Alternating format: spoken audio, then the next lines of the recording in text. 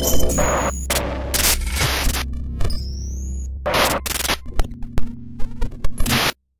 few weeks ago, an amended federal lawsuit gained some attention, thanks in part to an article in the Wall Street Journal, and discussed in other places as well. I have only recently, however, found the time to read the entire 69-page filing, and have literally been shocked with what I found inside. The allegation is against Yale University and contains many causes of action, including allegations of gender bias and failure to provide due process. I'm splitting this video into two parts. The first part is going to provide some context about Yale University and the events surrounding Halloween of 2015. This may be old territory to some, but hopefully I've included some information not viewed before, or some overall picture that clarifies issues in the minds of people. In any event, I think it's important to go over the story briefly in order to illustrate some of the issues prior to moving on to the current lawsuit. The events outlined in the lawsuit took place just prior to 2015, and I think they're vital to understanding one aspect of the growing problem within segments of both academia and society as a whole.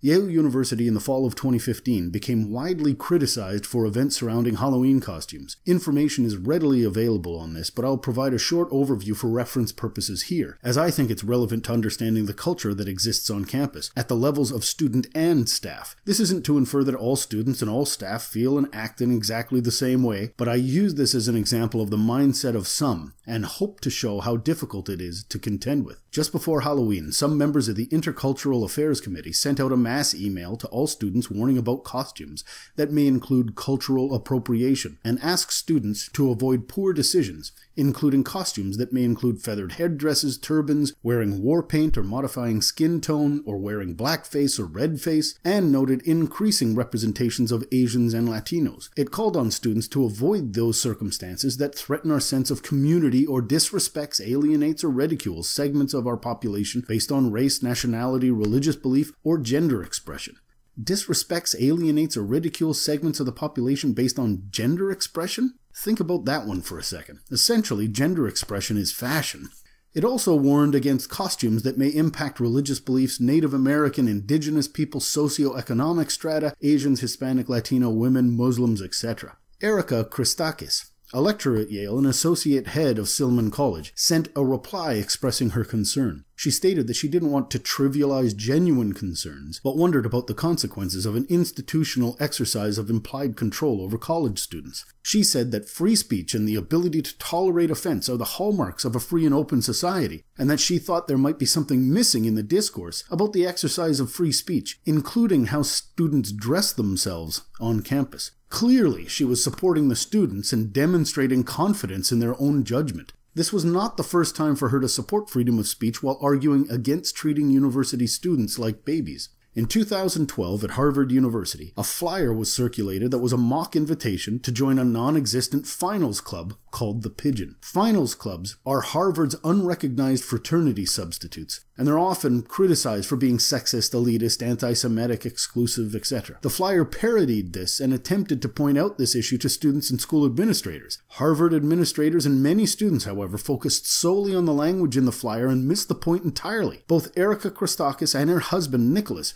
wrote a column for Time that supported free speech and called for an understanding that protecting free speech is more than just protecting free speech that you find appropriate. The column continued. Some students know better. Several commentators on the Harvard Crimson website noticed the deep irony of watching an administration that has been silent about the abuses of the all-male clubs, which have included life-threatening drinking games, hazing, and sexual assault, suddenly so concerned about ugly words. To some, it seemed almost Kafkaesque to think that the satirists, who might actually be Jews, blacks, or women, though that shouldn't matter, were to be investigated when the social ills that motivated the crude satire were being ignored. It seemed like people were contemplating the senseless action of shooting the messenger, all in the name of keeping students safe. Our hypervigilance about campus speech does the opposite of ensuring safety. It infantilizes students and tells them that anytime they hear something that makes them uncomfortable, no matter how distasteful it may be, they have reason not only to be offended, but also to restrict restrict the speech of others so that they can avoid their unpleasant feelings. For one thing, it denies students the opportunity to learn and think for themselves, an essential life skill without which most humans would be adrift. In the recent Harvard case, it also literally blinds authorities to more pressing problems for our students, such as the sexist and dangerous behaviors that still go unchecked behind closed doors. Unfortunately, many well-intentioned policies to foster civility are counterproductive, leaving aside the fact that some unpopular ideas may in fact be good ones. The real problem is that colleges are increasingly mistrustful that students have the analytic skills and moral character to decide for themselves. Paradoxically,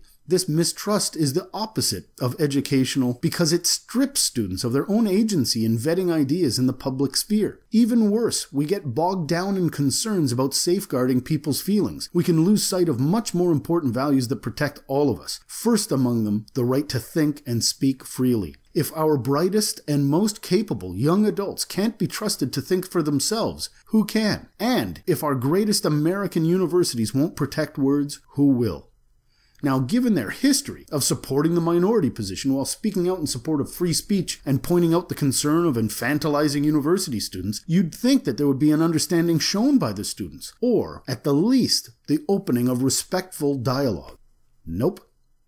On October 31st, 2015, in an open letter, Yale student Ryan Wilson states Erica Christakis is defending the right to wear racist costumes, supporting harmful stereotypes, and trivializing the harm done. More than 740 signatures were received from students in support of this letter. On November 3rd, the president of Yale announced a plan to devote $50 million over a 5-year period to increase diversity among faculty members not only across Yale as a whole, but within each and every department. Now, it's important to remember that the open letter and much of the outrage was due to Erica Christakis' email. On campus, however, you only have to look at the Facebook page for the Halloween party that year to see some of the costumes worn. There's a student wearing a Chinese costume, a student wearing a costume of what appears to be a Japanese tourist. Even Ryan Wilson, the author of the open letter, dressed as Aladdin. Is this not cultural appropriation? Erica Christakis was speaking directly to this and not wanting institutional policy to override the students' ability to think for themselves. The commitment of $50 million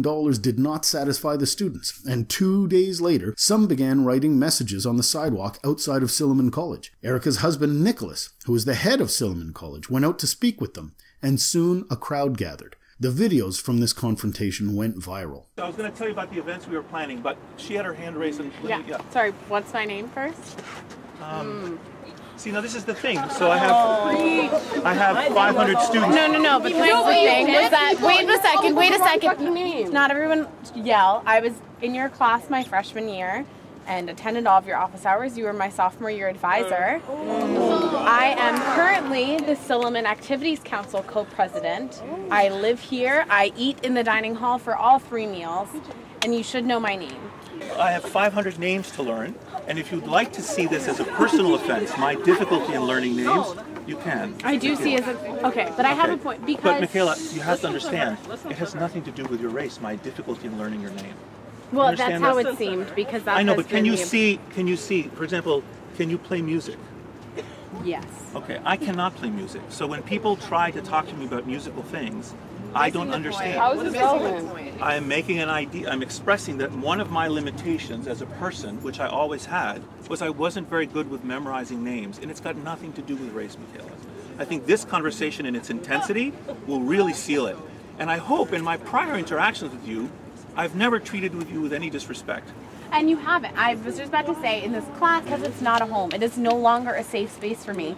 And I find that incredibly depressing. First of all, what's your name? Lisa. And I've had dinner with you. Good. I've seen you around, okay. And I'm glad we can meet again. Okay. So right. Lisa, Michaela. All right. So I think what I heard you said is that whether we meant it or not, and regardless of what we said, it hurt, I don't want this to come across as the wrong way, but it hurt your feelings and many people's feelings. Okay, but feelings, you can argue the word. I don't want to offend you by suggesting the wrong word. I know it's more than your feelings, okay? I understand. So what we said, whether we intended it or not, and regardless of its content, hurt your feelings. And you would like me to apologize for hurting your feelings. Is Is that right? It's content. Yes, I still think that the phrase hurt feelings Okay, tell me the phrase you want me to use, I'll use it. I don't know. You can say hurt feelings, but I want you to recognize that it goes deeper than feelings. I do. It is an affront to a group of people. I recognize that. Okay, great. So then that's what I want you to say. So if you understand it, then you can put it in your own words. And then Okay, so you want me to say, I apologize that I hurt your feelings. I'm looking at her and I'm listening very carefully. And it goes deeper than that. I know it's deeper than that. So then apologize! I want to make sure. I understand, like, what is the issue? Can I say, I'm sorry, you're going to say that you have conflicting. Let us tell you if you're being racist. Okay, no. Actually, Hold on, that is actually how it works. One second. Let me say something else. So I have a vision of us as people, as human beings. Yes, That actually privileges our common humanity. That is interested not in what is different among us, but what is the same. Okay? And so we all have the capacity, I believe. okay, so Let me finish one sentence. I believe even though I have a different life experience than you, even though I have a different skin color and gender than you, I believe there are parts of your experience that I can understand as a human being. Like I was just saying, I have a vision of ourselves that unites our common humanity.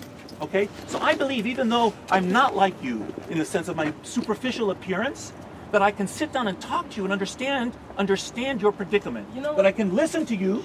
If that's not true, if you deny that, then what is the reason that you ask to be heard by me or anyone else? because we're dying. Professor, you sound right now. Look at me. Yes. Look at me. Yes. Do you understand? You and I are not the same person. We're humans. Great. Glad we understand that.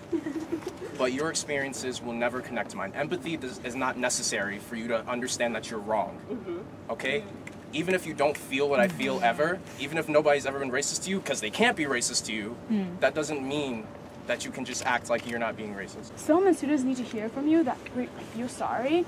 That I am sorry that I hurt your feelings. And again, using the word hurt your feelings without trivializing it, okay? So unless someone gives me a different word so that... Why do you care so much? I'm apologizing again. She says to me... I don't want to use the word pain. No, pain. I'm sorry I caused you pain. Yes, I'm willing to say that too. Yes, thank you. What you did was create space for violence to happen. That I disagree with. That I disagree. I disagree. It's not a debate. It's That I not disagree with. a I'm sorry. debate, Christakis. just say I'm sorry, and like because her feelings were Okay, hurt. I understand that, but you have to understand that my calling Geraldine Jency is a mistake I make with all people, regardless of their race. Yes, and I apologize. I'm sorry I said to her. You should know me by I said, now. You don't even know who I am. Jency, I agree. This is my home, and you came in here.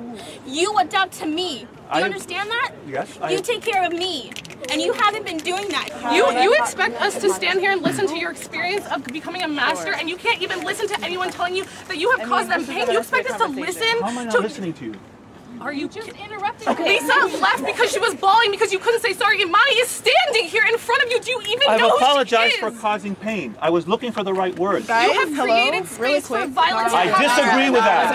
I disagree with that. You don't get a choice here. I disagree that I've fostered violence. I disagree with that statement. I am sick looking at you. I am disgusted watching Alex argue with you. You were not listening. You were disgusting. And now I want your job to be taken from you. I don't want you to have this job. I am disgusted knowing that you work at Yale University where I will get my degree. You want free dialogue? You want free speech? This is how it works. Someone speaks, you listen. You wait until it is your turn. It has never been your fucking turn for a long time. You've had your turn. You had your opportunity to apologize to these people. You had it, and I'm sick that they're still waiting for it because you're not going to give it to them. By sending out that email, that goes against your position as master. Do you understand that? Then No, I don't agree with that. Then why the fuck did you accept the position? Because Who I have the a fuck hired you? I have a different You vision should than you. step down. If that is what you think about being a master, you should step down. It is not about creating an intellectual space. It is not. Do you understand that? It's about creating a home here. You should not sleep at night. We're out. We out. You are disgusting. The apologies and conversation from Nicholas Christakis did not placate the group of students. 4 days after the confrontation, protests were going on.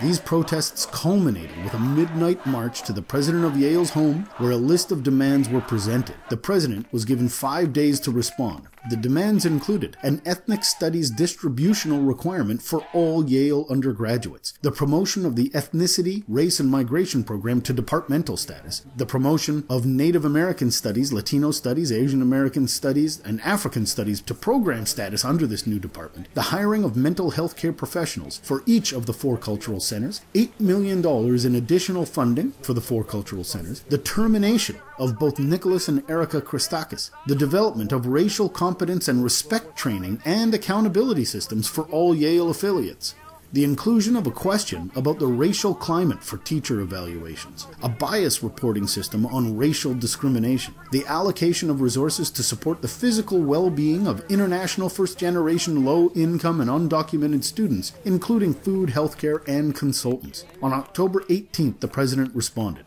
Yale's plans include the creation of an academic center focused on race, ethnicity, and social identity, in addition to new faculty appointments in those fields. He also pledged to double resources for existing centers serving students of color and said he and other top administrators will undergo training on recognizing and combating racism and other forms of discrimination in the academy. In addition to the formation of an academic center on race and ethnicity, he also said the school will create 4 new positions for scholars working on the histories, lives, and cultures of underrepresented or unrepresented communities. He already had announced the $50 million 5-year funding. Months later, Nicholas and Erica resigned their positions. This incident has made it into part of a Simpsons episode and is one of the primary examples of how the principles of free speech and freedom of expression are being marginalized and not tolerated in the name of trying to prevent marginalization and promote tolerance. Thanks for watching. I'll have part 2 posted in the next couple of days.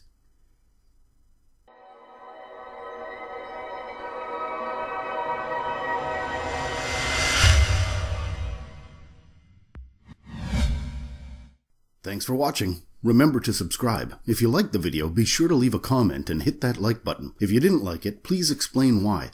Open discussion is the only way to have a better understanding of differing views. Sharing this video on social media can help keep conversations alive. Now, here are a few other videos that you may be interested in.